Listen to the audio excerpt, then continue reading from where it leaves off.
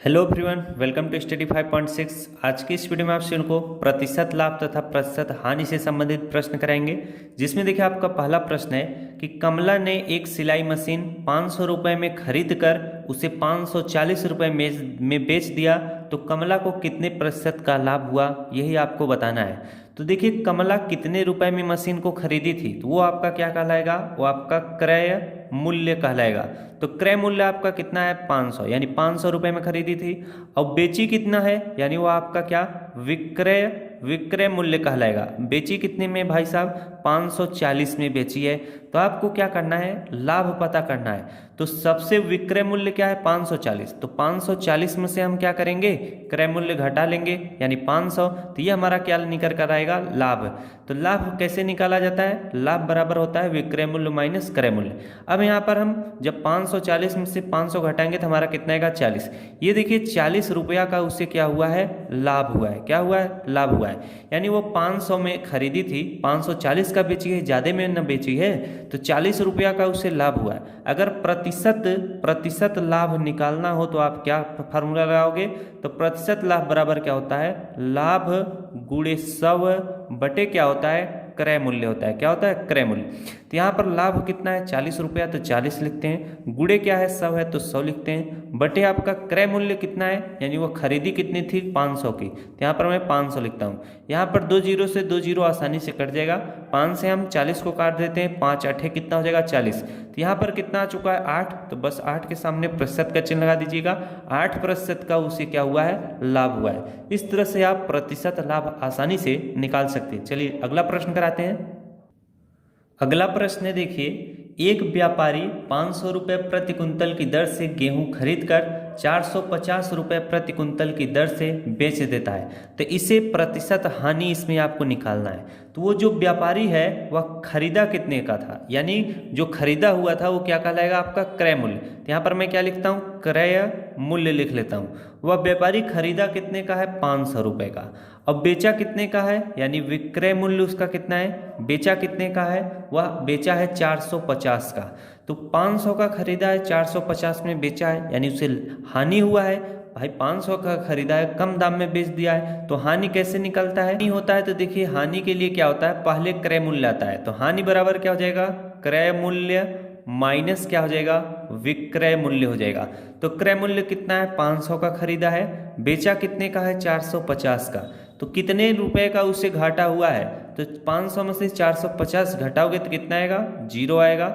यहाँ पर कितना बचेगा 10, 10 में से 5 गया, कितना आ जाएगा 5। यहाँ पर 50 रुपए का उसे क्या हुआ है, उसे घाटा हुआ है। तो 50 रुपए का हानि निकल कर आया। तो अगर आपको हानि प्रतिशत निकालना हो, यानी प्रतिशत हानि, तो वही फार्मूला लगाएंगे। प्रतिशत हानि बराबर क्या होता है, हानि गुणे क्या होता है 100 बटे आपका क्या होता है, क्रय मूल्य होता है। तो यहाँ पर हानि हमारा 50 रुपये का हुआ, तो मैं क्या लिखूंगा 50 लिखूंगा, गुणे 100 लिखूंगा। क्रय मूल्य हमारा कितना है 500 रुपये का हमने खरीदा है, तो भाई 500 लिखते हैं। 2 जीरो से 2 जीरो कट जाएगा, 5 से 50 को काटेंगे, 5 धाम में 50 हो जाएगा। तो हमारा कितना निकल कर आया है 10, यानी 10% का उसे क्या हुआ है, हानि निकल हुआ है। इस तरह से हम प्रतिशत लाभ और प्रतिशत हानि ऐसे प्रश्नों का आसानी से निकाल सकते हैं। अगला सवाल है, देखिए काफी शानदार सवाल है, तीसरा। यहाँ पर देखिए गोपाल ने 300 रुपये में एक रेडियो खरीदा, वह उसे कितने रुपए में बेचे कि उसे 20% का क्या हो, लाभ हो। तो वह उसका खरीदा कितना है, क्रय मूल्य, यानी उसका क्रय मूल्य क्या कहलाएगा, खरीदा वह कितने का है 300 रुपये का। वह सोच रहा है कि इस रेडियो को मैं बेचूं तो 20% का क्या हो, लाभ हो, यानी वह क्रय मूल्य पर ही 20% लाभ कमाना चाह रहा है। तो क्रय मूल्य कितना है 300 का वह क्या 20% लाभ लेना चाह रहा है। तो हम पहले 300 का 20% निकालेंगे। जब भी ऐसे सवाल पूछे जाएंगे आप इसी तरह से लगाइएगा। तो 300 हो जाएगा, का मतलब गुणा 20 है तो 20 लिखेंगे। प्रतिशत का चिन्ह हटेगा तो नीचे बटे में 100 हो जाएगा, क्योंकि प्रतिशत जब हटता है तो नीचे 100 लिखा जाता है। 2 जीरो से 2 जीरो खत्म हो जाएगा, 3 का गुणा 20 में करेंगे, 20 दिए कितना हो जाएगा 60। यानी वह 300 रुपये पे कितना 60 रुपया अगर अधिक बेचे तो उसे 20% का क्या होगा, लाभ होगा। तो हम क्या करेंगे 300 में क्या करेंगे 60 रुपया जोड़ देंगे, यानी अगर वह इसको जोड़ेंगे कितना आएगा 360 रुपये में अगर वह बेचेगा इस चीज़ को, रेडियो को, तो उसे कितना, उसे आपका 20% का क्या होगा, 20% का लाभ होगा।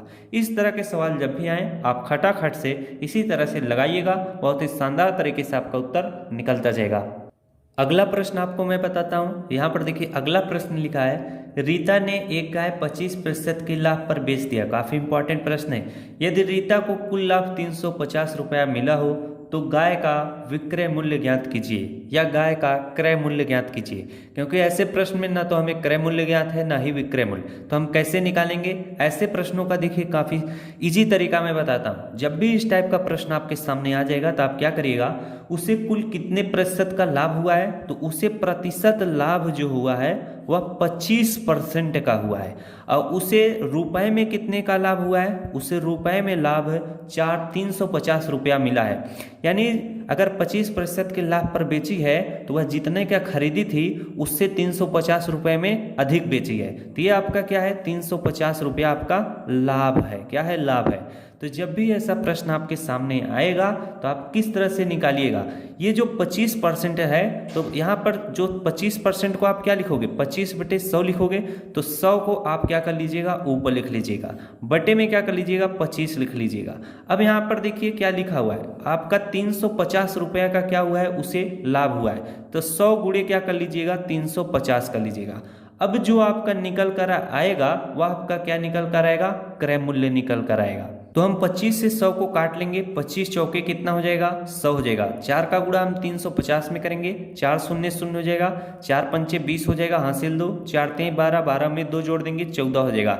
यानी 1400 रुपया आया हुआ है। यह आपका क्या है, यह आपका क्रय मूल्य निकल कर आया है। क्रय मूल्य आपका कितना है, 1400। इसी क्रय मूल्य पर वो क्या की है, 350 रुपया ज़्यादा बढ़ाकर बेची है। तो 1400 में हम क्या करेंगे, 350 जोड़ देंगे तो हमारा कितना निकल कर आएगा, 0 5 4 3 7 1, 1750। ये 1750 आपका क्या है, विक्रय मूल्य है। प्रश्न में यही पूछा था, ये हमारा क्या होगा, उत्तर होगा।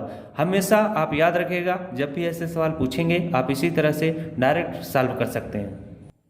अगला प्रश्न है, देखिए काफ़ी शानदार प्रश्न है। इसे मुझे बेसिक तरीके से आपको बताना चाहिए था, लेकिन आज मैं थोड़ा आपको ट्रिक से बता रहा हूँ, तो इन चीज़ों को ध्यान में रखिएगा। एक दिन मैं इन प्रश्नों को जरूर आपको बेसिक से बता दूंगा।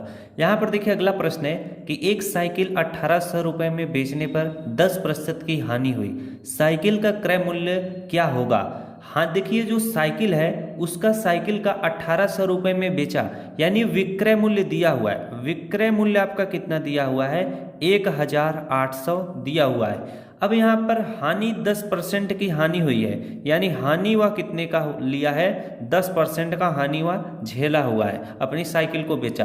तो पूछा है कि क्रय मूल्य क्या है, साइकिल का क्रय मूल्य क्या हुआ। जब भी ऐसे प्रश्न आ जाते हैं तो थोड़े कठिन होते हैं। इनको देखिए डायरेक्ट में सॉल्व करने का तरीका बताता हूँ। अगर आपके माइंड में रहता है तो बहुत ही फास्ट सॉल्व करोगे, वरना आप सोचते ही रह जाओगे। यहाँ पर जब भी आपसे पूछे कि क्रय मूल्य और हानि % दिया हो, विक्रय मूल्य दिया हो, तो क्या करिएगा, ऊपर आप इस तरह से क्या हमेशा 100 लिखिएगा और 100 के साथ क्या करिए, ये जो विक्रय मूल्य है उसका इसमें गुणा करिएगा 1800 का। अब बटे का चिन्ह इस तरह से आप लगाएंगे। ये जो यहाँ पर 100 लिखे थे और जितने % का हानि दिया हो 100 में से उतना घटा लीजिएगा। तो 10 में से 100 में से 10 घटाएंगे, कितना आएगा, 90 आएगा। अब 90 आ गया। अब इसी को काट के सरल कर लीजिएगा, 0 से 0 कट जाएगा, 9 दूना कितना हो जाएगा, 18 हो जाएगा। ये 20 बनेगा। 1100 में 20 से गुणा करेंगे कितना आएगा, 2 1 के 2 हो जाएगा। यहाँ पर 2 0 और 1 0 यानी 2000 बन चुका है। इकाई दहाई सैकड़ा हजार, यानी 2000 आपका क्या है, क्रय मूल्य है। क्या है, क्रय मूल्य है। और विक्रय मूल्य आपका कितना है, 1800। तो 2000 का उसका क्या था, आपका साइकिल था, और बेच दिया कितने में, 1800 का। उसे कितने % का हानि हुआ है, 10% का हानि हुआ है। जब भी ऐसा सवाल आए फटाक से आप इस तरह से लगा सकते हैं। तो आज के वीडियो में बस इतना ही। मिलते हैं आपसे नेक्स्ट प्रश्नों के साथ। वीडियो अच्छा लगा तो वीडियो को जरूर लाइक कीजिएगा। Thanks for watching, I love you.